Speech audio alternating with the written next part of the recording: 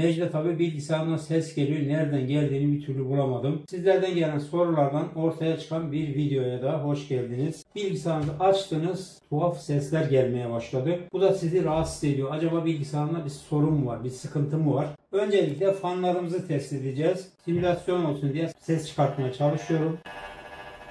Bu şekilde rahatsız edici bir ses geliyor ya da çınlama sesi geliyor. O çınlama sesini de biraz sonra anlatacağım zaten. Bu sesin kaynağını bulabilmek için öncelikle bilgisayarımızı kapatıyoruz. Bilgisayarınızı başlattan kapatın. Güç kaynağı fanını tutun ve açın. Açtınız, bu gürültü gitti. Şu anda gürültü yok. Güç kaynağı içerisindeki fana müdahale etmemiz gerekiyor. Eğer teknik bilginiz var ise güç kaynağını çıkarıp fanın durumuna bakacağız. Yapraklardan birisi mi kopmuş, arasına kablo mu kaçmış, çok kirden, tozdan dolayı sıkıntıya mı düşmüş, arızalanmış mı gibisinden. Çok kirlenmişse temizliyoruz. Fan nasıl yağlanır videolarım var. O videoların linklerini de açıklamalar kısmına bırakacağım. İkinci senaryoya geçiyoruz. Buradaki fanı tuttuk, açtık. Gürültü halen daha devam ediyor. Daha sonra kasa üzerinde ne kadar fan varsa hepsini teker teker durduracağız. Güç kaynağındaki fanımızın arızalı olmadığını anladık. Ses gelmeye devam ediyor. Kasa üzerindeki çalışan tüm fanları bir şekilde teker teker kontrol etmeniz gerekiyor. Benim kasada tam 14 adet fan var. İşim zor.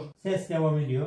Tutuyorum, ses devam ediyor. Tuttum, ses devam ediyor. Yapraklara kesinlikle dokunmuyorsunuz. Fanın şu göbek kısmından hafif, çok da bekletmeyin.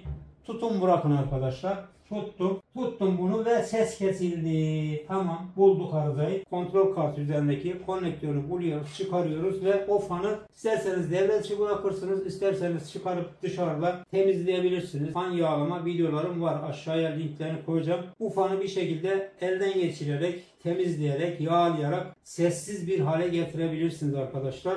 Bütün fanları kontrol ettiniz. Güç kaynağı, işlemci üzerindeki fanları, sıvı soğutma üzerindeki fanları, kasa fanları falan hepsini durdurdunuz ama halen daha ses gelmeye devam ediyor. İşte o ses başka bir ses arkadaşlar. Ciddi, sıkıntılı bir ses. O da güç kaynağı içerisinden gelen ya da ekran kartı üzerinden gelen ya da anakart üzerinden gelen bir ses. Coil wine sesi. Türkçesi bobin arkadaşlar. Bobinden gelen ses.